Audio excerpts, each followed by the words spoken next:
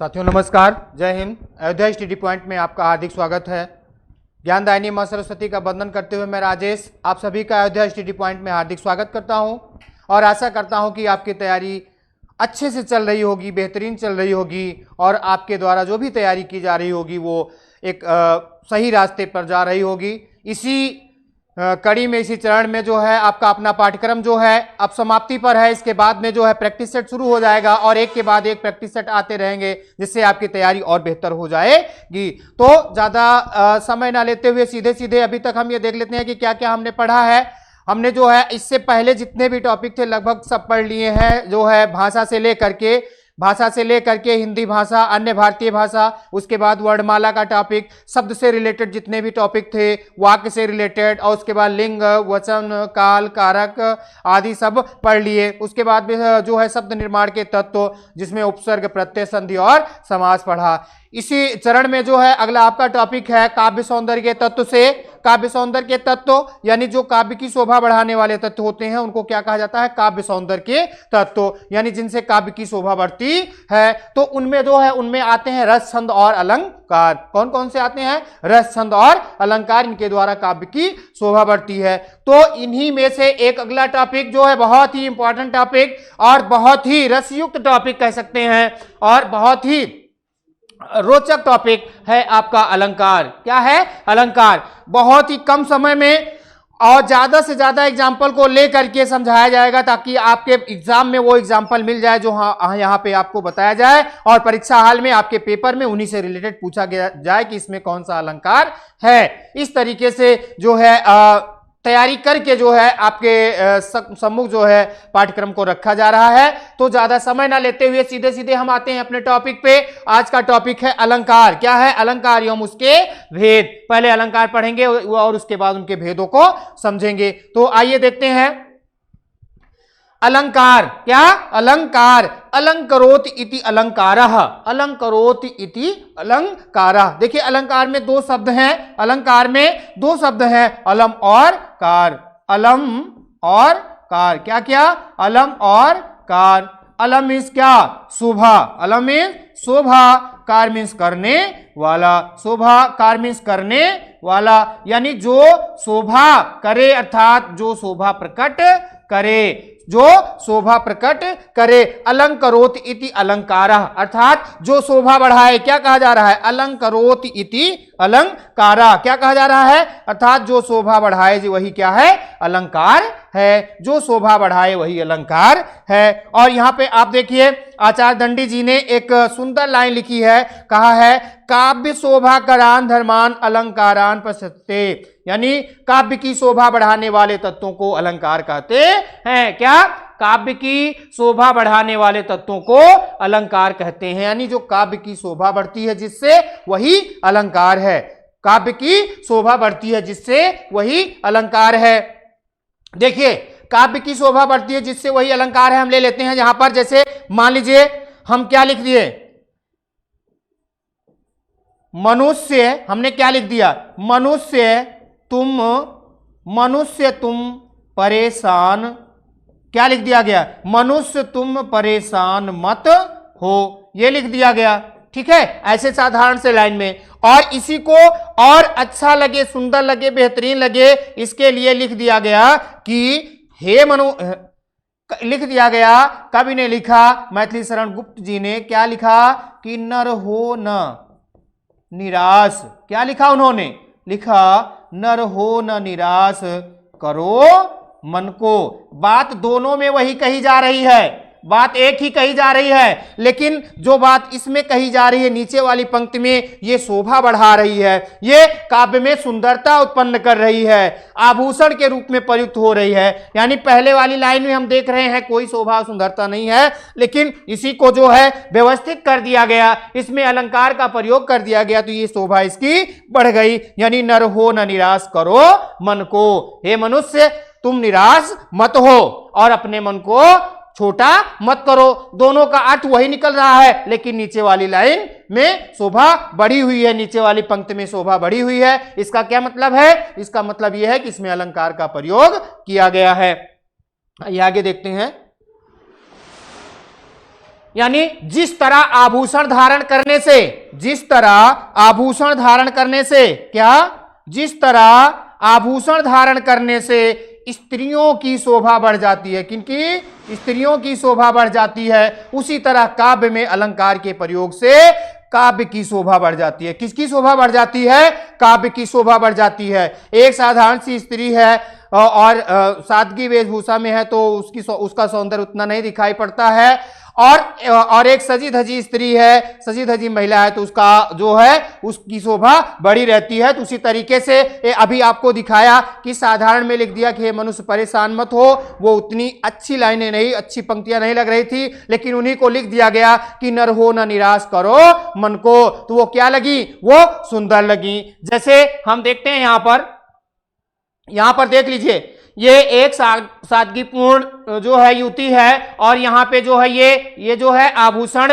युक्त युवती है। तो इससे हम देख सकते हैं ये जो है इसमें इनके द्वारा जो है आभूषण का प्रयोग नहीं किया गया और इनके द्वारा आभूषण का प्रयोग किया गया है, तो इनकी शोभा बढ़ी हुई है और इनकी शोभा उतनी, यानी ये उतनी शोभायमान नहीं हो रही हैं। तो इसी तरीके से काव्य में भी यही होता है। इससे हम समझ सकते हैं कि अलंकार का कितना महत्व है। यानी अलंकार रूपी आभूषण, यानी जो काव्य का आभूषण है वो क्या है, अलंकार है। ये काव्य सौंदर्य के तत्व हैं जिनमें अलंकार जो है आभूषण का काम करता है। तो समझ में आ गया होगा कि जिस तरीके से स्त्रियां आभूषण को धारण करके अपनी शोभा बढ़ाती हैं, उसी तरीके से कवि अपनी रचनाओं में अलंकार का प्रयोग करके अपनी रचनाओं की शोभा बढ़ाते हैं। तो यह समझ में आ गया होगा, यानी काव्य की शोभा बढ़ाने वाले तत्वों को अलंकार कहते हैं। यानी जिस तरीके से मनुष्य अथवा स्त्री कह सकते हैं, स्त्रियां अपनी शोभा बढ़ाने के लिए आभूषण का प्रयोग करती हैं, उसी तरीके से कवि अथवा लेखक अपनी रचनाओं में क्या प्रयोग करते हैं, अलंकार का प्रयोग करते हैं अब काव्य की शोभा बढ़ाने के लिए। तो अलंकार के भेद, आगे अगला क्या है टॉपिक, अलंकार के भेद। अलंकार के कितने भेद हैं, अलंकार के दो भेद हैं, शब्दालंकार और अर्थालंकार। सबसे पहला क्या है, शब्दालंकार, यानी जहां पर काव्य में शब्द के द्वारा शोभा उत्पन्न होती है, शब्द के प्रयोग से ही वहां शब्दालंकार होता है, और जहां काव्य में शब्द के अर्थ द्वारा, शब्दालंकार शब्द द्वारा शोभा उत्पन्न होती है तो वहां शब्दालंकार। यहां कह सकते हैं कि शब्द के द्वारा शोभा उत्पन्न होना, यानी इसमें, यानी शब्दालंकार में क्या होता है, शब्द के प्रयोग से, यानी काव्य में शब्द के प्रयोग मात्र से ही, यानी शब्द के प्रयोग से शोभा उत्पन्न होती है, शब्द के प्रयोग से शोभा उत्पन्न हो जाती है। लेकिन और इसमें जो है अर्था में क्या होता है, अर्था में शब्द के अर्थ द्वारा शोभा उत्पन्न होना, यानी यहां पर क्या होता है, यहां पर शब्द के अर्थ द्वारा शोभा उत्पन्न होती है, शब्द के अर्थ द्वारा। और यहां पर क्या, शब्द में आपने देखा शब्द के प्रयोग से शोभा उत्पन्न होती है, और यहां पर शब्द के अर्थ द्वारा, यानी शब्द का जो अर्थ निकलता है उससे शोभा उत्पन्न होती है। किसमें, अर्थालंकार में। किसमें, अर्थालंकार में, यानी शब्द के अर्थ द्वारा शोभा उत्पन्न होना, अर्थ द्वारा शोभा या सुंदरता उत्पन्न होना, शोभा या सुंदरता उत्पन्न होना।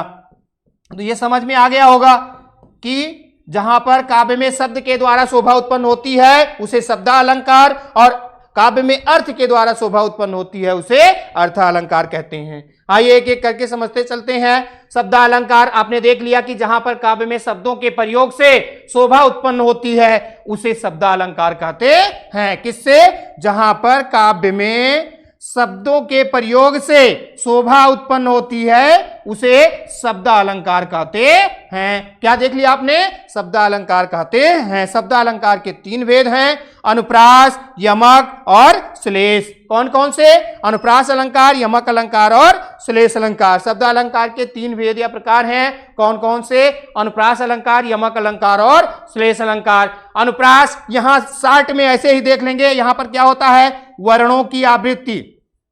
अनुप्रास में क्या होता है, वर्णों की आवृत्ति, यानी जब वर्णों की आवृत्ति होती है तो वहां पर अनुप्रास अलंकार होता है। यमक में क्या होता है, शब्दों की आवृत्ति होती है। क्या होता है, शब्दों की आवृत्ति। लेकिन क्या होता है, जितनी बार शब्द आते हैं उनका अर्थ क्या होता है, अलग होता है। शब्दों की आवृत्ति लेकिन अर्थ अलग अलग, यानी शब्द जितनी बार आते हैं उनके उतने अर्थ निकलते हैं। और यहां पर श्लेष में क्या होता है, शब्द एक अर्थ अनेक, शब्द एक अर्थ अनेक, शब्द एक बार आता है लेकिन अर्थ क्या होता है, अर्थ अनेक होते हैं, यानी उसके दो या दो से अधिक अर्थ होते हैं। तो ये इतने से आपको समझ में आ जाएगा, एकदम जान लीजिए कि एकदम इससे शार्ट कोई ट्रिक नहीं हो सकती है, कोई विधि नहीं हो सकती है। वर्णों की आवृत्ति, अनुप्रास अलंकार, शब्दों की आवृत्ति और अर्थ अलग अलग होना, यमक अलंकार, और शब्द एक अर्थ अनेक, यानी शब्द एक बार प्रयुक्त होगा काव्य में या काव्य पंक्ति में, लेकिन अर्थ उसके अनेक निकलेंगे। तो ये समझ में आ गया होगा। आइए आगे एक एक करके समझते हैं, देखते हैं। सबसे पहला अनुप्रास अलंकार क्या है, अनुप्रास अलंकार यानी संस्कृत में यह कहा जाता है कि अनुप्रासा शब्द साम्यम वैषम्य अपसरस्यत, अर्थात जहां पर वर्णों की आवृत्ति होती है, जहां पर काव्य में वर्णों की आवृत्ति होती है, वहां या आवृत्त होने से शोभा उत्पन्न होती है, वहां अनुप्रास अलंकार होता है। क्या कहा जा रहा है, जहां पर काव्य में, किसमें, काव्य में वर्णों की आवृत्ति से शोभा उत्पन्न होती है, क्या शोभा उत्पन्न होती है, वहां अनुप्रास अलंकार होता है। क्या होता है, अनुप्रास अलंकार होता है। जैसे मेरे मन के मीत मनोहर, मेरे प्रियवर मेरे सहचर, क्या कहा जा रहा है, मेरे मन के मीत मनोहर, मेरे प्रियवर मेरे सहचर, यानी इसमें किस वर्ण या अक्षर की आवृत्ति हो रही है, यहां पर मां अक्षर जो है बार बार आ रहा है, किसकी आवृत्ति हो रही है, मां। मेरे मन के मीत मनोहर, यानी मां और ना, किसकी, मां और ना, मां और ना वर्ण की आवृत्ति। वर्ण इसी को अक्षर भी हम कह सकते हैं। व्याकरण पढ़ते हैं तो दोनों में अंतर लिया जाता है, लेकिन कहीं और प्रयोग करते हैं तो दोनों को जो है एक समान ले लेते हैं। क्या हो गया यहां पर, और इसमें जो है मेरे प्रियवर मेरे सहचर, यानी यहां पर रा की हो रही है, क्या, मां और रा की, और इसमें जो है मां और नावर्ण अक्षर की आवृत्ति, किसकी आवृत्ति। और भी बहुत सारी पंक्तियां हैं जिनको लेकर के हम समझ सकते हैं कि कैसे इनमें जो है ये अलंकार है। जैसे हम ले लेते हैं दूसरी पंक्ति जो है यहां पर, जैसे तरनी तनुजा, वैसे तो तनुजा होता है, तनुजा मीन्स पुत्री, लेकिन जो है यहां पर क्या करते हैं, तुक और लय भिड़ाने के लिए दीर्घ मात्रा कर देते हैं। तो तरनी तनुजा, तट, तट मीन्स किनारे, तमाल, तरुअर बहु छाए, तरुअर बहु छाए। अब यहां पर आप देख रहे हैं कि क्या हो रहा है, सुंदरता उत्पन्न हो रही है, किससे, तावर्ण की आवृत्त होने पर। ता और रावर्ण कई बार आ रहा है, इसलिए, यानी यमुना नदी के तट पर, यमुना नदी के तट पर तमाल के वृक्ष, तमाल के अनेक वृक्ष शोभायमान हो रहे हैं। क्या कहा जा रहा है, यानी उसके क्या कहा जा रहा है, यानी यमुना नदी के किनारे तमाल के वृक्ष, किसके, तमाल के बहुत से वृक्ष शोभा उत्पन्न कर रहे हैं, यानी शोभायमान हो रहे हैं। तमाल एक विशेष प्रकार के वृक्ष है जो कि यमुना नदी के किनारे पाया जाता है, उन क्षेत्रों में रहता है।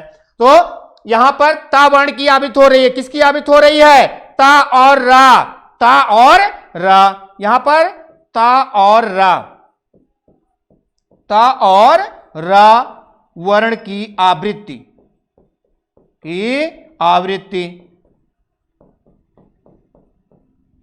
ठीक है। आगे हम दूसरा एग्जांपल ले लेते हैं, यहां पर कोई और एग्जांपल ले लेते हैं। जैसे रघुपति राघव राजा राम, रघुपति राघव, रघुपति राघव राजा राम, रघुपति राघव राजा राम, पतित पावन पतित सीता राम। तो इस तरीके से है, इस तरीके से यहां पे आप देख रहे हैं कि किस वर्ण की आवृत्ति हो रही है, कौन सा वर्ण बार बार आ रहा है, यानी यहां पर रा वर्ण आ रहा है। कौन सा, रा, रा यहां भी है, रा यहां भी है, यहां भी है और यहां भी। तो किस वर्ण की आवृत्ति हो रही है यहां पर रा वर्ण की आवृत्ति हो रही है, किसकी, रा वर्ण की आवृत्ति हो रही है। रावण की आवृत्ति होने के कारण यहां कौन सा अलंकार है, यहां अनुप्रास अलंकार है। कौन सी, रावण की आवृत्ति होने के कारण।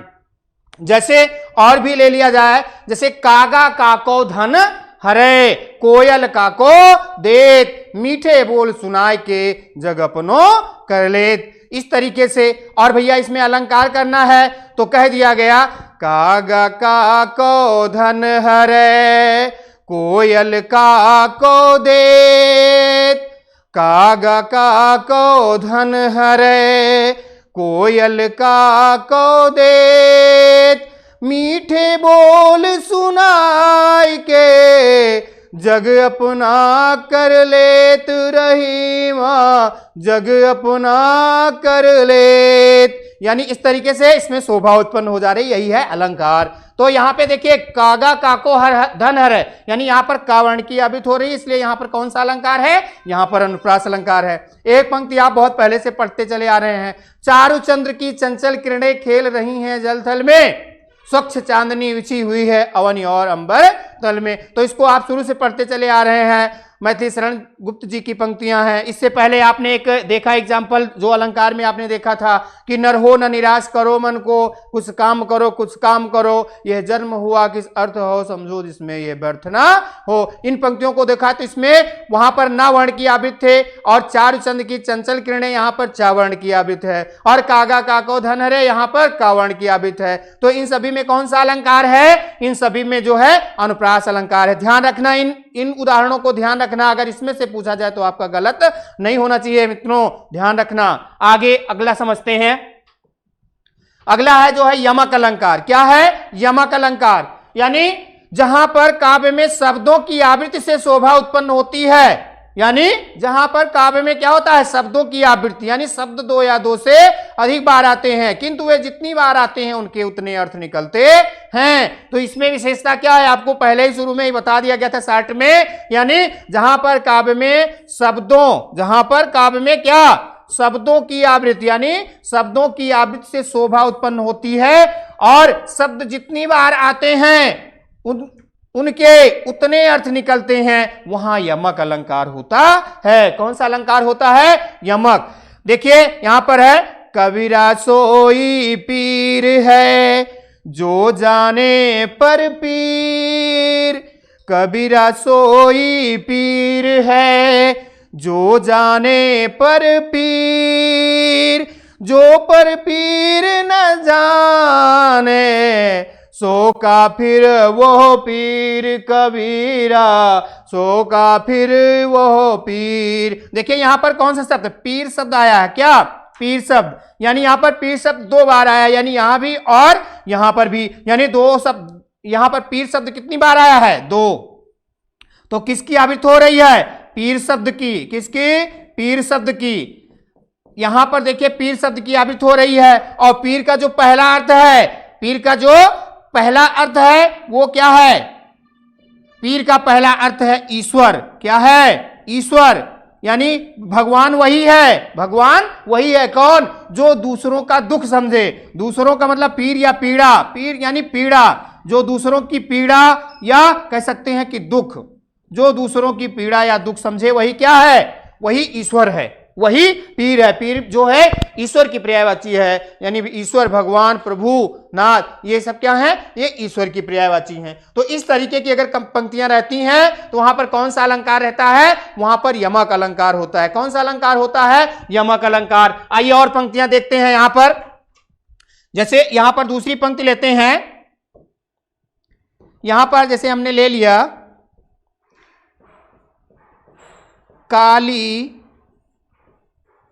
काली घटा का घमंड घटा, काली घटा का घमंड घटा, नभमंडल तारक वृंद, यानी काली घटाएं जो थी वो खत्म हो गई और आकाश मंडल में तारे दिखाई पड़ने लगे, यानी तारे टिमटिमाने लगे। तो यहां पे घटा शब्द दो बार आया है। घटा शब्द कितनी बार आया है, घटा शब्द यहां दो बार आया है, एक यहां पर है और दूसरा जो है यहां पर है। तो काली घटा, काली घटा, घटा का मतलब घटा, जो घटा का पहला अर्थ है वो क्या है, बादलों का समूह। क्या, बादलों का समूह, पहली घटा का अर्थ है बादलों का समूह। और दूसरी घटा का क्या अर्थ है, जो दूसरी घटा है वो घटा यानी घटना।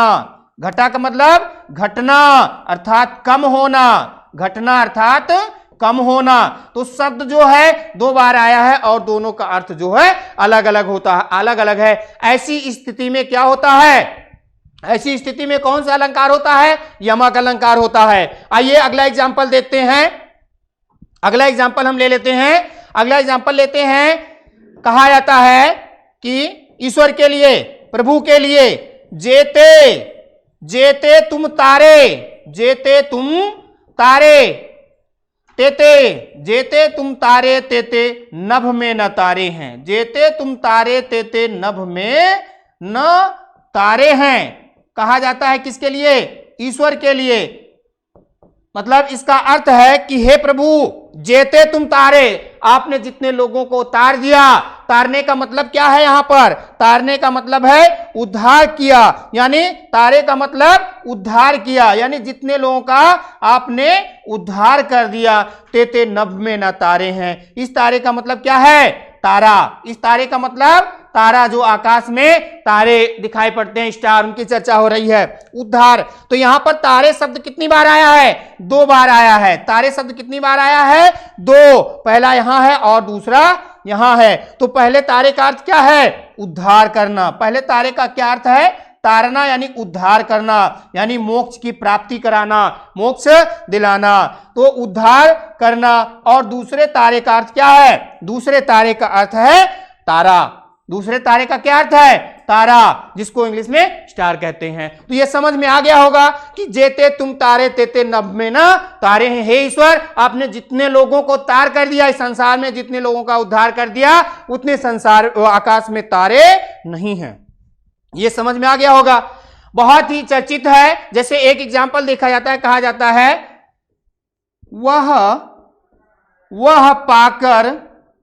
वह पाकर एक धोती, वह पाकर, धोती यानी साड़ी, वह पाकर एक धोती प्रतिदिन उसे धोती, वह पाकर एक धोती प्रतिदिन उसे धोती। यहां पर धोती शब्द की आवृत्ति हुई है ना, कौन सी आवृत्ति हुई है, कौन से शब्द की, यहां पर धोती शब्द की आवृत्ति हो रही है। किस शब्द की, धोती। यहां ये धोती शब्द एक तो यहां आया है और दूसरा यहां आया है। तो यहां पे शब्द दो बार आ रहा है, लेकिन इसका अर्थ अलग अलग है। इसका अर्थ क्या है, साड़ी। वह पाकर, एक युवती के लिए बताया जा रहा है कि उसके पास जो है वह पाकर एक धोती, यानी उसके पास एक ही साड़ी है और उससे धुलती है और फिर प्रतिदिन उसे धुलती है और पहनती है। तो यहां धोती का मतलब क्या है, साड़ी, और धोती का मतलब हो गया यहां पे धुलना, धुलना यानी साफ करना। तो धोती यानी धोती शब्द दो बार आया है और उसके अर्थ अलग अलग हैं। तो ये समझ में आ गया होगा।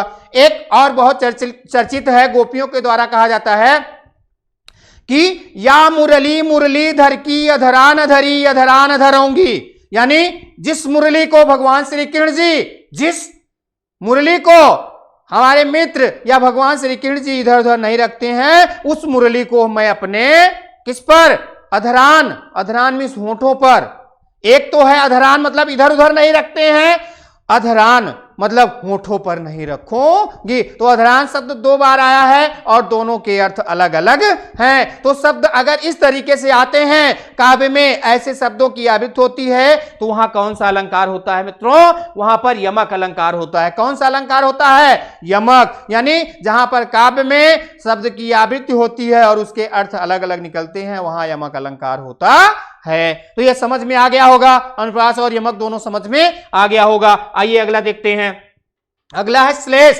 क्या है, श्लेष, श्लेष मतलब श्लिष्ट हो जाना, यानी अनेक अर्थ देना। यहां पर क्या होता है, जहां पर काव्य में कोई शब्द एक बार आए, कितनी बार आए, एक बार आए और उसके अनेक अर्थ निकले। कितने अर्थ निकले, अनेक, यानी उसके एक भी दो भी हो सकते हैं और दो से अधिक भी हो सकते हैं, वहां श्लेष अलंकार होता है। कौन सा अलंकार होता है, श्लेष, यानी जहां पर काव्य में कोई शब्द एक बार आए और उसके दो या दो से अधिक अर्थ निकले, वहां श्लेष अलंकार होता है। जैसे यहां पर आप पंक्तियां देख सकते हैं, यहां पर पंक्तियां हैं, क्या है, खोलो जो किवाड़ तुमको होवे इतवार, हरि नाम है हमारे बसो कानन पहाड़ में, हरि नाम है हमारे बसो कानन पहाड़ में।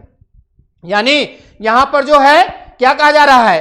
खोलो जू किवाड़, खोलो जू किवाड़, तुमको होवे इतवार, हरि नाम है हमार, बसो कानन पहाड़ में। यानी हरि, यहां पर जो है हरि, एक यहां पर हरि शब्द की आवृत्ति हो रही, किसकी? हरि शब्द की। यानी ईश्वर कह रहे हैं कि ईश्वर कह रहे हैं कि हे युति, तुम द्वार को खोलो, यानी किवाड़ को खोलो और देखो कि मैं कौन द्वार पर हूं। तो ये यहां पर कह रहे हैं कि हरि नाम है। तो जो युति है वो समझती है कि यानी हरि, एक हरि का अर्थ क्या होता है? बंदर, और एक हरि का अर्थ जो है भगवान, यानी जो है। तो यहां पर हरि शब्द का दो अर्थ है। हरि का कितना अर्थ है? हरि एक बार आया है, लेकिन इसके अर्थ दो हैं। एक हरि का मतलब हो गया क्या? बंदर। एक हरि का मतलब क्या हो गया? बंदर। और एक दूसरे हरि का मैं कह रहे हैं, मैं कहां पे था? मैं कानन पहाड़ में। कहां था? मैं कानन यानी जंगल और पहाड़ों में रह रहा था। तो कौन? ईश्वर, यानी प्रभु अपने लिए कह रहे हैं। तो यहां पर हरि शब्द एक बार आया है, लेकिन उसके दो अर्थ हैं, एक बंदर और दूसरा ईश्वर। तो इस तरीके से अगर काव्य में पंक्तियां आती हैं और शब्द आते हैं एक बार, लेकिन उनके अनेक अर्थ निकलते हैं, तो वहां पर क्या होता है? वहां पर जो है, वहां पर श्लेष अलंकार होता है। क्या होता है वहां पर? श्लेष अलंकार। जैसे आगे और भी पंक्तियां ले लेते हैं, यहां पर देख लेते हैं दूसरी पंक्तियां। जैसे ले लेते हैं आगे, को तुम क्या? को तुम घन श्याम, को तुम घन श्याम, क्या? को तुम घन श्याम, वर्षो कित होय, वर्षो कित होय, क्या? को तुम घन श्याम वर्षो कित होय। यहां पर जो है राधा जो है, राधिका श्री कृष्ण जी के लिए कह रही हैं। और एक तो ये अर्थ होगा, और उसके बाद में दूसरा ये हो सकता है कि घनश्याम शब्द है। क्या है? घनश्याम शब्द। यहां पर देखिए ध्यान से, शब्द कितनी बार आया है? एक ही बार आया है ना। तो कह रही है को तुम घनश्याम, को तुम घनश्याम वर्षों की तो होए, को तुम घनश्याम। थोड़ा सा और जोड़ देते हैं तो जो है इसका अर्थ स्पष्ट हो जाएगा। को तुम घनश्याम हो तो, को तुम घनश्याम हो तो, को तुम घनश्याम हो तो वर्षों कित होए। यानी राधिका कह रही है, यदि तुम घनश्याम हो अर्थात बादल हो, अर्थात बादल हो, तो तुम बरसे कहां? अर्थात तुम बरसे नहीं। और दूसरा अर्थ ये निकल सकता है घनश्याम का, घनश्याम का मतलब जो है श्री कृष्ण जी के लिए, कन्हैया जी के लगे, कन्हैया जी के लिए। यदि तुम कृष्ण हो यानी भगवान श्री कृष्ण जी हो, तो वर्षों कित होए, इतने समय तक कहां थे? इतने समय तक तुम कहां थे? तो यहां पे घनश्याम शब्द का कितना अर्थ निकल रहा है? घनश्याम शब्द का दो अर्थ निकल रहा है। कितना? दो। एक क्या? एक जो है बादल, एक क्या? बादल, और दूसरा भगवान श्री कृष्ण जी। दूसरा क्या है? श्री कृष्ण जी। तो यहां पे शब्द एक बार आ रहा है, लेकिन उसके अनेक अर्थ निकल रहे हैं। इससे पहले आप पढ़ते चले आ रहे हैं क्या? कनक कनकते सौगुनी माधकता अधिकाय, या खाए बौराय जग वापाए बौराय। यानी कनक शब्द जो है दो बार आया है और दोनों के अर्थ अलग अलग हैं। एक कनक का अर्थ है, एक कनक का अर्थ है सोना और दूसरे का अर्थ है धतूरा। तो इस तरीके से है। और एक और है, आप जो पढ़ते चले आ रहे हैं, रहीमन पानी राखिए बिनु पानी सब सून, पानी गए न उबरे मोती मानस चून। तो यहां पे पानी शब्द क्या है? एक बार आया है। पानी शब्द कितनी बार आ रहा है? एक बार, पहली पंक्ति में भी और दूसरी पंक्ति में भी, अर्थात एक बार आ रहा है और उसके अर्थ तीन निकल रहे हैं। क्या? पानी शब्द कितनी बार आया है? पंक्तियां आप कई बार पढ़े हैं, इसलिए यहां पर नहीं लिया जा रहा है, बस उसका सीधा सीधा अर्थ बताया जा रहा है। पानी शब्द जो है एक बार आया है, तो इसके अर्थ कितने हैं? मोती। अर्थात पानी शब्द का जो पहला अर्थ है वो है मोती की चमक। क्या? मोती की चमक। यानी चमक अगर खत्म हो जाए मोती की, थी उसका कोई अर्थ नहीं है, कोई मोल नहीं है। और दूसरा क्या हो जाएगा? मानस, मनुष्य का सम्मान। क्या? मनुष्य का सम्मान, अगर मनुष्य का सम्मान आचरण गंदा हो गया यानी सम्मान चला गया तो उसका कोई अस्तित्व नहीं है। और उसके बाद में तीसरा जो है चून, यानी जो आटा है, आटा गूंथ दिया जाता है तो वो अगर सूख जाता है तो उससे रोटी नहीं बन सकती है, अर्थात उसका कोई अस्तित्व नहीं होता है। और एक यहां दो अर्थ लगाया जाता है, या चूने का सूख जाना। तो यहां पर जो है हम ले लेते हैं, यहां पर इसका तीसरा अर्थ हो जाएगा, चाहे हम ले लें चून का मतलब होता है आटा जो लोई बनाया जाता है रोटी बनाने के लिए, तो आटे का सूख जाना ये भी हो सकता है, और या फिर चूने का पानी सूख जाना, जो भी उचित आप समझे वो समझ सकते हैं, दोनों अर्थ होता है। ये तीसरा है, कौन सा है ये तीसरा। तो आप देख रहे हैं कि जो मोती शब्द है, वो जो पानी शब्द है वो कितनी बार आया है, एक बार आया है, लेकिन अर्थ उसके कितने निकल रहे हैं, तीन। कितने निकल रहे हैं, तीन। ऐसे ही एक पंक्ति है, भूषण बिन न विराजय कविता वनिता मित्र, यानी बिहारी और भूषण जी की मित्रता थी, तो वह कह रहे हैं यहां पर कि भूषण बिन न विराजय, यानी आभूषण के बिना नहीं विराजमान होती क्या, कविता। कविता की मतलब कविता की सुंदरता, वनिता मीन्स स्त्री, और मित्र मीन्स हम लोगों की मित्रता। तो इस तरीके से हम देख रहे हैं कि शब्द एक बार आ रहा है, लेकिन अर्थ जो है उनके अनेक हैं। अर्थ कितने हैं, अनेक हैं, दो या दो से अधिक अर्थ निकल रहे हैं। तो आपने देखा कि अनुप्रास में वर्णों की आवृत्ति हो रही थी, उससे शोभा उत्पन्न हो रही थी। यमक में आपने देखा कि शब्द जो है दो या दो से अधिक बार आ रहे थे और उनके अर्थ अलग अलग। श्लेष में आपने देखा कि शब्द एक बार आ रहे हैं, लेकिन उनके अर्थ जो है दो या दो से अधिक निकल रहे हैं। तो इस तरीके की बातें रहती हैं, तो यहां श्लेष अलंकार होता है। ये अगला देखते हैं।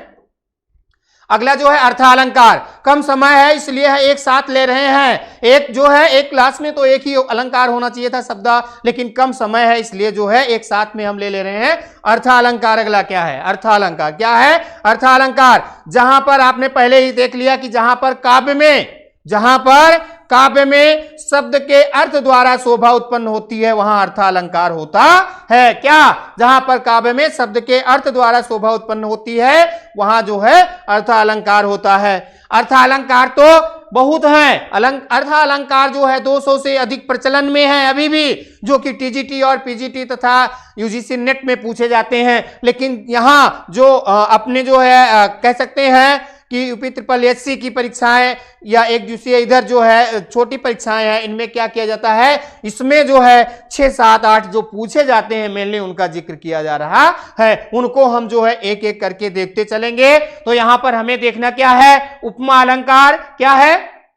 यहां पर हम देख रहे हैं कि अर्था के अंतर्गत हमें क्या है, उपमा अलंकार, रूपक अलंकार, उत्प्रेक्षा अलंकार, और यहां पर जो है अगला है संदेह अलंकार। क्या है, संदेह अलंकार। और उसके बाद में जो है अगला है भ्रांतिमान अलंकार, और यहां पर अतिशयोक्ति अलंकार, अन्योक्ति अलंकार और मानवीकरण अलंकार। इसके अलावा जो है अनेक हैं, विभावना है, प्रतीप है, इस तरीके से अनेक अलंकार हैं। लेकिन यहां पर इनमें से प्रश्न पूछा जा सकता है, इसलिए इनका जिक्र हम करेंगे, ज्यादा समय ना लेते हुए सीधे सीधे। तो यहां पर जो है एक एक करके समझते चलते हैं। सबसे पहले आ गया उपमा। क्या, उपमा। उपमा का जो शाब्दिक अर्थ ही क्या होता है, समानता। उपमा का जो शाब्दिक अर्थ होता है वो क्या, समानता या तुलना भी कह सकते हैं। क्या, समानता या तुलना। देखिए व्याकरणिक दृष्टि से जो पुस्तकों में लिखा मिलता है उसको तो हम लेंगे ही, साथ में एक उससे भी आसान शब्दों का प्रयोग करके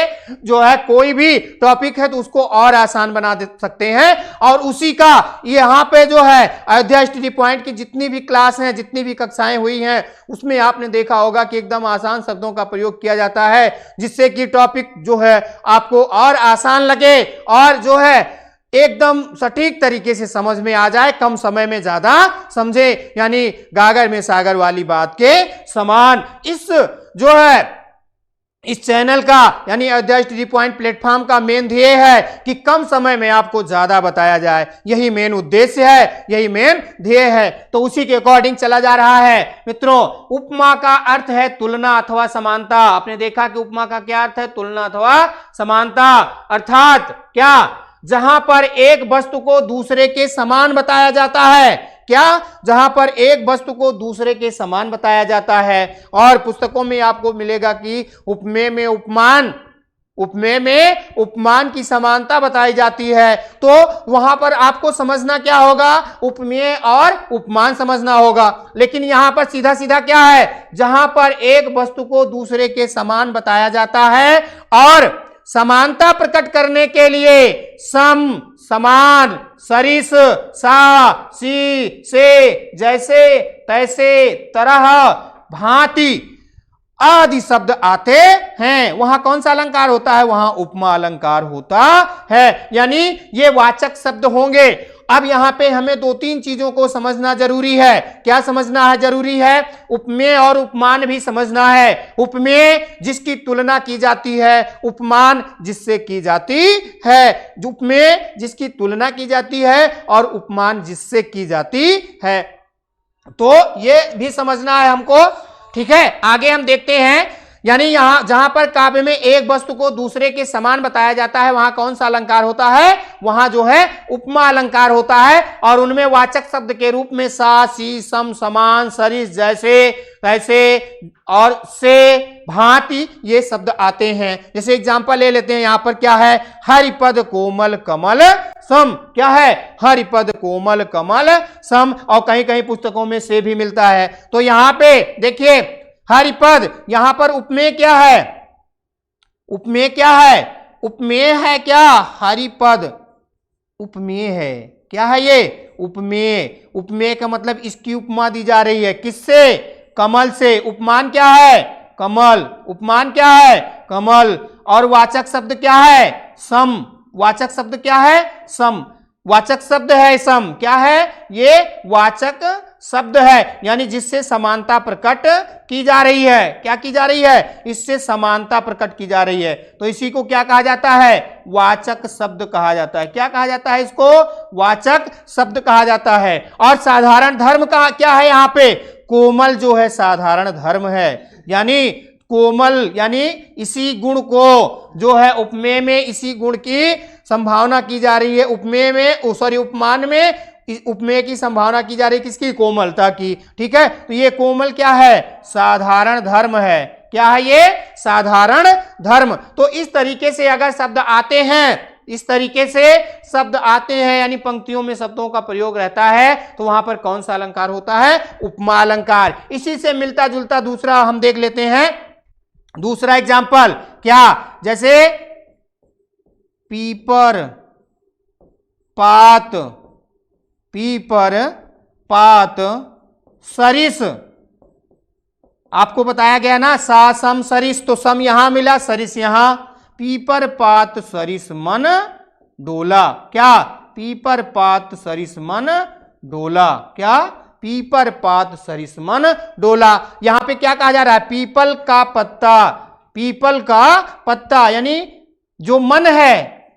यहां पर क्या है? उपमेय क्या है? यहां पर हम देखेंगे उपमेय और उपमान। यहां पर उपमेय क्या है? जो मन है ये क्या है? उपमेय है। इसकी उपमा दी जा रही है। किससे दी जा रही है? पीपल के पत्ते से। किससे दी जा रही है? पीपल के पत्ते से। तो ये पीपल का पत्ता क्या है? ये उपमान है।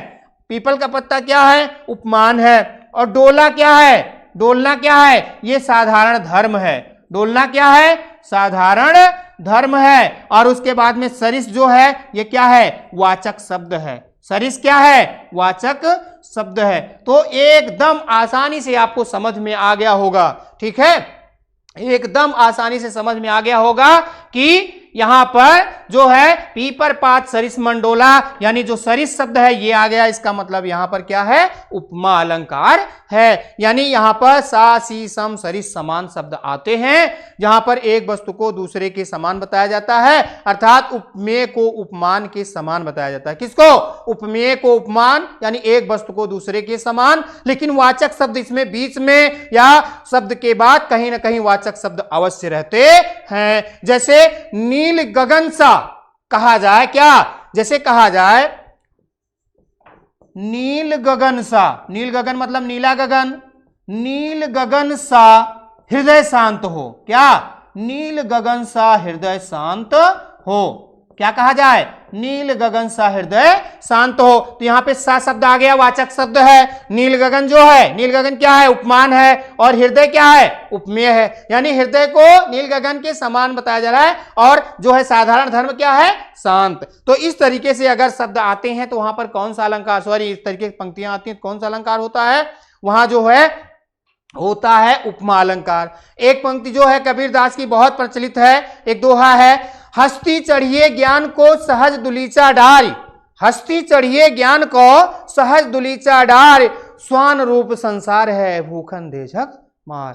मोटिवेशनल दोहा है, एक तरीके से कह सकते हैं कि ये संसार जो है, ये यानी इस संसार में अगर आप अपने कार्य को करते हुए आगे बढ़ रहे हैं, यानी हाथी रूपी ऊंचाई पर अगर आप बैठ रहे हैं तो जो बैठका है उसको लगा करके व्यवस्थित होकर के बैठिए, और जो है ये संसार जो है कुत्ते के समान है जो कि अनायास ही भौंकता रहता है। तो इनका कहने का मतलब है कि अगर आगे आप बढ़ रहे हैं तो बढ़ते जाइए, ये संसार जो है, ये संसार की स्थिति बेकार है, ये अनायास के भोगती जाती है। यानी यहां पर क्या पंक्तियां आई हैं, स्वान रूप संसार है, स्वान रूप संसार है, क्या स्वान रूप संसार है। रूप आ गया ना, आपको क्या बताया गया कि रूप, सरिस, समान ये शब्द आते हैं तो वहां पर कौन सा अलंकार होता है, उपमा। तो ये समझ में आ गया होगा।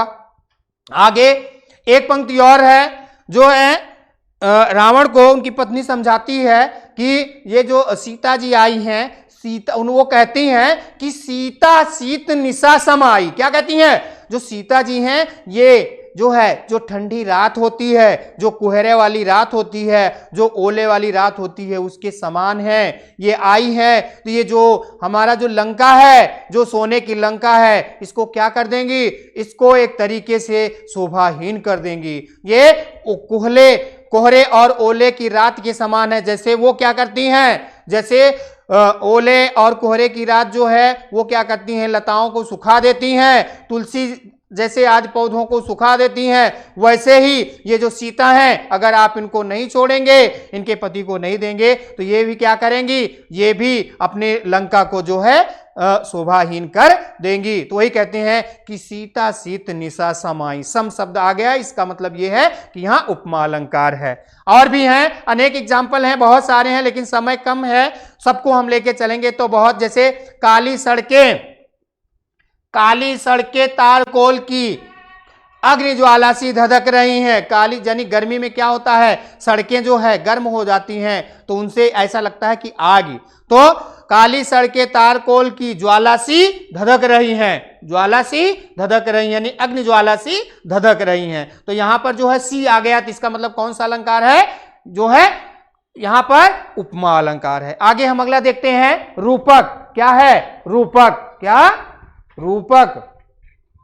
यहां पर जहां पर दो वस्तुओं में अभेद प्रकट किया जाता है, क्या प्रकट किया जाता है, दो वस्तुओं में अभेद, यानी दो वस्तुओं में कोई भेद ही नहीं, एक को दूसरे के एकदम समान मान लिया जाता है, यानी एक को दूसरी ही मान लिया जाता है। उसमें क्या कहा जाता है कि उपमेय में उपमान, उपमेय और उपमान में अभेद, उपमेय और उपमान में अभेद प्रकट किया जाता है या अभेद प्रकट होता है, वहां रूपक अलंकार होता है। वहां क्या होता है, वहां रूपक अलंकार होता है। जैसे पायो जी मैंने राम रतन धन पायो, क्या कहा जा रहा है, राम रतन धन पायो, पायो जी मैंने राम रतन धन पायो। तो यहां पे देखिए धन को कैसा धन कहा जा रहा है, राम रतन धन, क्या राम रतन धन, मुझे क्या मिल गया, राम रतन रूपी धन मिल गया है। यानी जो धन है वो और राम रतन, ये दोनों एक मान लिया जा रहा है, इन दोनों में भेद ही नहीं है। इस तरीके से शब्द आते हैं तो वहां पर कौन सा अलंकार हो जाता है, रूपक अलंकार हो जाता है। क्या, रूपक। जैसे इसी से मिलती जुलती दूसरी पंक्तियां हैं, क्या कहा जाता है, चरण कमल बंदो हरिराई, चरण कमल बंदो हरिराई। अब यहां पे जो है क्या किया जा रहा है, यहां पे भी चरण और कमल में कोई भेद नहीं किया जा रहा है। प्रभु जी के चरण को कमल के समान, क्या कमल रूपी चरण का बंधन करता हूं। यानी यहां पे चरण और कमल में अभेद है, कोई भेद ही नहीं है। जैसे कहा जाए मुनिपद कोमल कमल से, क्या कहा जाए, मुनिपद कोमल कमल से। जैसे और भी है, माया दीपक नर पतंग भ्रम भ्रम इवे पड़ंत, कहे कबीर गुर ज्ञान ते एक आध उबरंत। तो माया और दीपक, जो दीपक है और माया है, इन दोनों में अभेद प्रकट किया जा रहा है। क्या प्रकट किया जा रहा है, अभेद। यानी यहां पर भी चीजें होती हैं। जैसे यहां पे जो कमल है वो क्या है, ये कमल जो है उपमान है। कमल क्या है, उपमान है। उपमेय क्या है भैया, चरण। प्रभु जी का जो चरण है ये क्या है, उपमेय है, इसकी उपमा दी जा रही है। और इसमें वाचक शब्द नहीं होता है, इसमें वाचक शब्द नहीं होता है। तो यहां पे बंदो हरियाई, यानी हरि के, प्रभु के चरणों की वंदना करने की बात कही गई है। यानी यहां पर जो है ये साधारण धर्म तो हो जाएगा, क्या साधारण धर्म तो हो जा रहा है, लेकिन यहां पर कोई वाचक शब्द नहीं होगा। क्या इसमें वाचक शब्द नहीं होता है, किसमें, रूपक में। तो उपमा में आपने देखा सासी सम समान शब्द होता है, उपमेय और उपमान में समानता बताई जाती है, और यहां पर दोनों में अभेद। रूपक में क्या होता है, दोनों एक को दूसरे के एकदम यानी मान लिया जाता है, कोई भेद ही नहीं होता है। ठीक है, आगे अगला देखते हैं, उत्प्रेक्षा। जहां पर काव्य में एक वस्तु को दूसरी वस्तु मानने की संभावना अथवा कल्पना की जाती है। क्या की जाती है, पहले में आपने देखा कि एक को दूसरे के समान माना जाता है, वहां वाचक शब्द होते हैं। दूसरे में आपने देखा कि दो वस्तुओं में अभेद होता है, यानी दोनों में कोई भेद नहीं होता। और तीसरा है उत्प्रेक्षा, यहां पे संभावना या कल्पना की जाती है। वहां क्या होता है, वहां उत्प्रेक्षा अलंकार होता है, या अर्थात ये भी कह सकते हैं, क्या ये भी कहा जाता है कि उपमेय में उपमान की संभावना व कल्पना की जाती है, वहां उत्प्रेक्षा अलंकार होता है। यानी जहां पर एक वस्तु में दूसरे वस्तु की संभावना या कल्पना की जाती है, अथवा उपमेय में उपमान की संभावना या कल्पना की जाती है, वहां कौन सा अलंकार होता है, वहां जो है उत्प्रेक्षा अलंकार होता है। कौन सा अलंकार होता है मित्रों, उत्प्रेक्षा अलंकार होता है। जैसे फूले काश सकल महिछाई, जनु वर्षा ऋतु प्रकट बुढ़ाई। प्रभु श्री राम जी और लक्ष्मण जी सीता की खोज करते रहते हैं, पर्वतों पहाड़ों पर घूमते रहते हैं। तो वहां पे क्या होता है कि पहाड़ों पर जो है काश हैं, काश आज तिनके आज काश आदि हैं, तो उनमें फूल आ गए हैं। क्या आ गए हैं, फूल। तो प्रभु श्री राम जी लक्ष्मण से कहते हैं कि फूले काश सकल महिषाई, यानी संपूर्ण पृथ्वी पर काश में फूल आ गए हैं, काश आदि तिनकों में फूल आ गए हैं, ऐसा प्रतीत हो रहा है, ऐसा प्रतीत हो रहा है। जन मीन्स जानो, यानी ऐसा लग रहा है, प्रतीत हो रहा है कि वर्षा ऋतु अपने प्रकट बुढ़ाई यानी बुढ़ापा पे अर्थात अपनी समाप्ति पर है। तो आपने देखा इसमें, इससे पहले क्या है, इसमें मनु, इसमें क्या है, इसमें जो है उत्प्रेक्षा में मनु, मानो, जनु, जानो, जनहु, जानहु, मनहु, मानहु, ज्यों और त्यों आदि वाचक शब्द आते हैं। रूपक में आपने देखा कि वाचक शब्द नहीं थे। तो यहां पे क्या आया है, जनु शब्द आया है। क्या आया है, जनु। क्या आया है, जनु। यानी यहां पर जो है फूले का सकल महिछाई, संपूर्ण पृथ्वी पर क्या हो गया है, संपूर्ण पृथ्वी पर काश में फूल आ गए हैं। ऐसा प्रतीत होता है कि वर्षा ऋतु प्रकट बुढ़ाई, ऐसा प्रतीत होता है कि वर्षा ऋतु अपनी समाप्ति पर है, अर्थात ये समाप्त हो जाएगी। तो जैसे और भी एग्जाम्पल लेते हैं यहां पर, जैसे हम लेते हैं झुक कर, क्या झुक कर मैंने, एक लंबा व्यक्ति है और एक छोटे से व्यक्ति से क्या है, झुककर मैंने पूछ लिया, कुछ उससे पूछता है, झुककर मैंने पूछ लिया। उसके बाद क्या होता है, खा गया मानो झटका, खा गया मानो झटका। यानी वो झुक करके पूछता है, लेकिन इतना लंबा था कि वो छोटे व्यक्ति से पूछता है तो उसको खड़े होने में झटका लग जाता है। और वाचक शब्द क्या है, यहां पर मानो शब्द आया है। इसी शब्द के आने के कारण यहां कौन सा अलंकार हो गया, उत्प्रेक्षा अलंकार हो गया। क्या हो गया, यहां पर क्या हो गया, उत्प्रेक्षा अलंकार हो गया। किस कारण से? मानो शब्द आया है और यहां पर क्या आया है? जनु शब्द आया है। क्या आया है? जनु शब्द आया है। तो जहां पर जनु जानो मनु मानो ऐसे शब्द आते हैं वहां पे क्या होता है? वहां पर जो है उत्प्रेक्षा अलंकार हो जाता है। आगे जो है एक पंक्ति बहुत प्रचलित है, रामचरितमानस की है, तो आप सुने भी होंगे। क्या कि धाये धाम काम सब त्यागी। जब प्रभु श्री राम जी को मार्ग से गुजरते हुए देखते हैं तो क्या करते हैं? धाये धाम काम सब त्यागी, काम सब त्यागी। क्या करते हैं? त्यागी अर्थात छोड़ करके। क्या करते हैं? छोड़ करके। मनहु रंग निधि लूटन लागी। क्या? मनहु, ऐसा लग रहा है, मनहु रंग निधि लूटन लागी, यानी ऐसा लग रहा है कि ये सारी निधियों को लूट रहे हैं। क्या कर रहे हैं? लूट रहे हैं। लूटन लागी, लूटन लागी, यानी इस तरीके से ये कहा जा रहा है यहां पर मनहु प्रतीत हो रहा है। तो मनहु आने के कारण यानी सुंदरता को देख करके, राम लक्ष्मण और सीता की सुंदरता को देख करके जो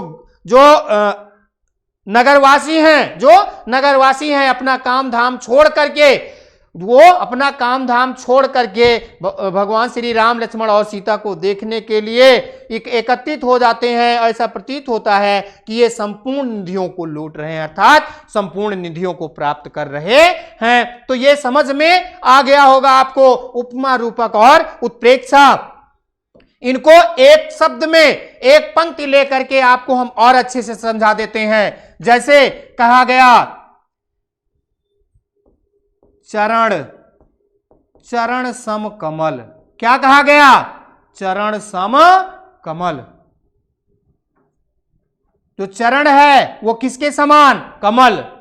चरण सम कमल। ये जो चरण है ये क्या है? यहां पर जो चरण है वो उपमेय है और कमल जो है उपमान है। तो आपने देखा कि सम समान आ रहा था किसमें भैया? सम समान जो आ रहा था वो किसमें आ रहा था? वो आ रहा था उपमा में। तो यहां पे इसमें क्या हो जाएगा? उपमा। क्या हो जाएगा? उपमा। और अगर कह दिया गया क्या? अगर कह दिया गया कि चरण कमल भैया, क्या? चरण कमल, यानी दोनों में अभेद प्रकट किया जा रहा है, कोई भेद और नहीं है और ना ही कोई वाचक शब्द है। तो ये क्या हो जाएगा? ये हो जाएगा रूपक मित्रों। क्या हो जाएगा? ये रूपक। इतनी आसानी से कहीं भी समझ में नहीं आएगा। और अगला कह दिया गया, मान लीजिए कहा जा रहा है कि मानो चरण कमल। क्या कहा गया? मानो चरण कमल। इतने आसानी से कहीं आपको मिलेगा नहीं कि इतनी आसानी से समझा दिया गया हो। तो यहां पे क्या हो जाएगा मित्रों? उत्प्रेक्षा। क्या हो जाएगा? उत्प्रेक्षा। यानी अगर चरण सम कमल जैसा शब्द आ गया, वाचक शब्द भी है साथ में, तो वहां उपमा हो जाएगा। चरण कमल जैसा शब्द आ गया यानी इसमें अभेद प्रकट किया जाता है, कोई वाचक शब्द नहीं होता, तो वहां रूपक हो जाएगा। और जहां पे मनु मानो जनु जानो जनहु जानो मनहु जनहु मानहु जानो ज्यों त्यों ये शब्द आते हैं, वहां पे क्या हो जाता है? उत्प्रेक्षा अलंकार हो जाता है। तो ये तीनों आपको समझ में आ गया होगा। आशा करते हैं कि आपका ये गलत नहीं होगा। आगे अगला देखते हैं। थोड़ा स्पीड में चलेंगे, वीडियो लंबा हो रहा है, लेकिन आपसे निवेदन है कि स्किप मत करिएगा, पूरा वीडियो देखिएगा जिसके आपका टॉपिक जो है तैयार हो जाए। संदेह अलंकार, जहां पर काव्य में उपमेय में उपमान होने का संदेह होता है। क्या होता है? उपमेय में उपमान होने का संदेह होता है, वहां क्या होता है? वहां संदेह अलंकार होता है। यानी जो है अकारण, बिना किसी कारण के संदेह प्रकट होता है। क्या? जैसे जब दुशासन द्रौपदी जी की साड़ी खींचता है, चीरहरण करता है, तो क्या होता है उस समय स्पष्ट ही नहीं होता है। क्या नहीं स्पष्ट होता है? कि सारी बीच नारी है कि नारी बीच सारी है, सारी ही की नारी है कि नारी ही की सारी है। इस तरीके से जो है यहां पे जो है संदेह प्रकट हो रहा है। क्या संदेह प्रकट हो रहा है? ये जो नारी है ये साड़ी के बीच में है, ये नारी जो है साड़ी के बीच में है कि साड़ी बीच नारी है, यानी ये जो नारी है ये साड़ी के बीच में है कि नारी बीच साड़ी है। जो साड़ी है वो नारी के बीच में है कि सारी ही की नारी है, यानी ये साड़ी जो है नारी की है कि नारी ही की साड़ी है, कि नारी की साड़ी है, यानी नारी साड़ी की है कि साड़ी की नारी है। यानी दूसरा हम ले लेते हैं इससे रिलेटेड जो है दूसरा एग्जांपल जो आपको समझ में आ जाए कि संदेह कैसे प्रकट होता है। कहा जाए यह मुख है या चंद्र है, क्या यह मुख है या चंद्र है। किसी युवती की सुंदरता को देख करके यह स्पष्ट ही नहीं हो रहा है कि यह किसी युवती का मुख है या क्या है, स्पष्ट ही नहीं हो रहा है कि यह युवती का मुख है या चंद्रमा है। यानी इन दोनों शब्दों के होने की वजह से क्या हो रहा है, यानी जो है संदेह प्रकट हो रहा है। तो संदेह में यह होता है कि एक वस्तु को यानी उपमेय में उपमान का संदेह प्रकट होता है। क्या होता है, उपमेय में उपमान का संदेह प्रकट होता है, यानी अस्पष्ट होता है कि यह क्या है, यानी अस्पष्ट नहीं होता है, अस्पष्ट होता है। यानी उपमेय में उपमान का जो है कह सकते हैं कि संदेह प्रकट होता है। तो जहां पर काव्य में उपमेय में उपमान होने का संदेह होता है वहां कौन सा अलंकार होता है, संदेह अलंकार होता है। जैसे आपने देखा ये मुख है या चंद्र है, यानी मुख की सुंदरता को देख करके यही नहीं स्पष्ट हो रहा है कि ये किसी का मुख है कि चंद्रमा है। तो ये समझ में आ गया होगा। आइए अगला देखते हैं। अगला जो है भ्रांतिमान। अगला क्या है, भ्रांतिमान, यानी जहां पर किसी कारण भ्रम होता है। संदेह और भ्रांतिमान यहां पहले देख लीजिए, जहां पर रूप गुण आकार आदि की समानता के कारण उपमेय में क्या, उपमेय में उपमान होने का भ्रम, क्या उपमेय में उपमान होने का भ्रम पैदा होता है और भ्रम किसी कारण से पैदा होता है, वहां भ्रांतिमान अलंकार होता है। वहां क्या होता है, वहां भ्रांतिमान अलंकार होता है। यानी संदेह में था अकारण, कोई कारण नहीं था, यानी कोई कारण नहीं था, और यहां पे जो है भ्रम होता है किसी कारण से, अंधेरे होने से या दूर होने से या चमक होने के कारण। तो देखिए, मुन्ना तब मम्मी के सिर पर देख देख दो चोटी, भाग उठा भय मानकर सिर पर सांपिन लोटी। माता जो है छप्पर के नीचे बैठ के रोटी बना रही है और जो है उजाला बहुत कम है। उसने 2-4 दिन पहले ही सर्प देखा था, नागिन को देखा था। तो माँ की चोटी जो है बगल में लटकी हुई है, माँ की चोटी बगल में लटकी हुई है। तो जो बच्चा है वो जाकर के देखता है क्या, मुन्ना तब मम्मी के सिर पर देख देख दो चोटी, जो है अपनी माता की दोनों चोटियों को देख करके वो भाग उठता है, डर करके भाग जाता है। सॉरी, वो कहता है कि अपने बाहर जाकर के पिताजी से बताता है कि पापा माता जी के सिर पर क्या है, सांप जो है लोट पोट रहा है। तो लेकिन जब वो पिताजी टार्च लेकर के आते हैं या लाइट लेकर के, प्रकाश लेकर के आते हैं, तो देखते हैं जो है वो उनकी चोटी होती है। तो इसमें जो कारण होता है वो कोई ना कोई कारण होता है, जो है संदेह में कोई कारण नहीं होता, वो बना रहता है। भ्रांतिमान में जो कारण है वो हटने पर जो है भ्रम दूर हो जाता है। यहां पर जैसे और भी ले लेते हैं एग्जाम्पल, ये तो समझ में आ गया होगा एकदम। यानी जो बच्चा है वो देखता है माँ की जो है चोटी को, तो वो ऐसा प्रतीत होता है उसे कि ये जो है सांप का यानी नागिन है या सांप है। लेकिन जब प्रकाश दिखाया जाता है तो वो जो है कारण आने पर जो है भ्रम दूर हो जाता है। जैसे एक जो है राही है, रास्ता मतलब रास्ते में जा रहा है, जैसे फिरत घरन नूतन पथिक, एक नया पथिक है वो रास्ते पर जाता है, चले चकित चित भाग।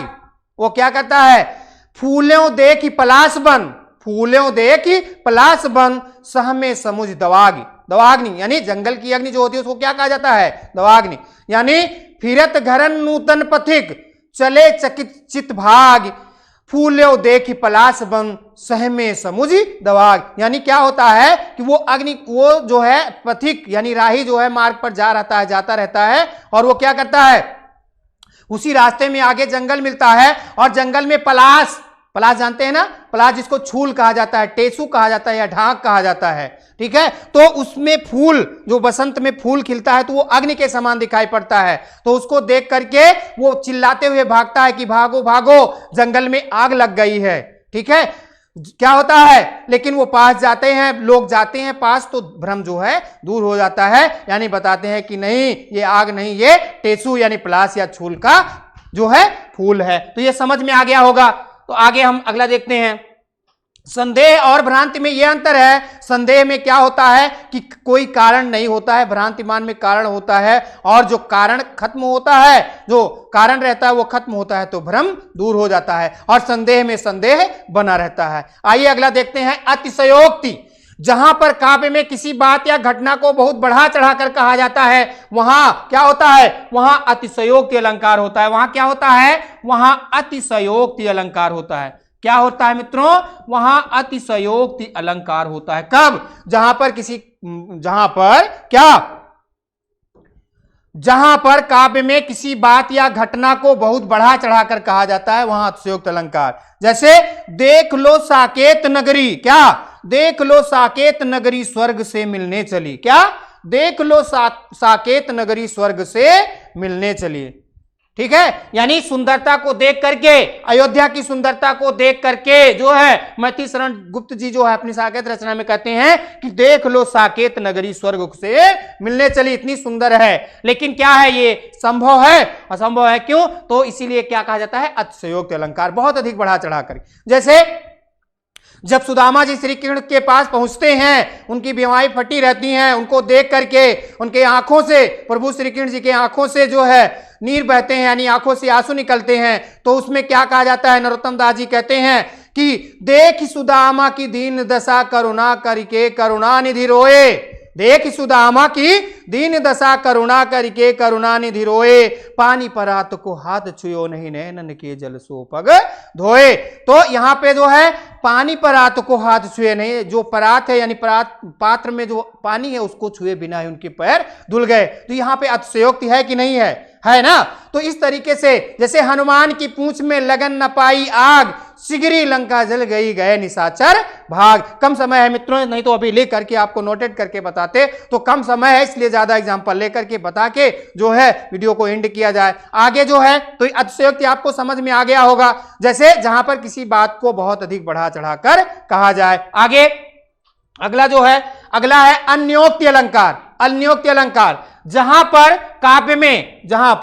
काव्य में किसी अन्य के माध्यम से किसी अन्य से कोई बात कही जाए, अन्योक्ति कहा किसी और का सहारा लेकर के किसी और से कुछ कहा जाए, तो वहां पर क्या होता है, तो वहां अन्योक्ति अलंकार होता है। जैसे माली आवत देख कर कलियां करी पुकार, फूले फूले चुन लिए कल हमारी बार। यहां जो है मृत्यु की ओर संकेत करके कहा जा रहा है कि यमराज जी आएंगे और किसी और की मृत्यु होगी और उसकी आत्मा को लेकर के जाएंगे। और सहारा किसका लिया जा रहा है, फूलों और कलियों का सहारा लिया जा रहा है माली के रूप में। जैसे आपने पढ़ा होगा, बिहारी जी जो है राजा जयसिंह के दरबारी कवि थे, और राजा जयसिंह क्या होता है, जीत करके जो है एक राज्य को जीतते हैं और एक नौढ़ा स्त्री को लाते हैं जो कि मात्र अभी 16 या 17 वर्ष की होती है। तो जब वो लेकर के आते हैं जीत करके उनको, तो उसी में रम जाते हैं, अपने कार्यभार को छोड़ देते हैं कि राज का पाठ में क्या हो रहा है क्या नहीं हो रहा है।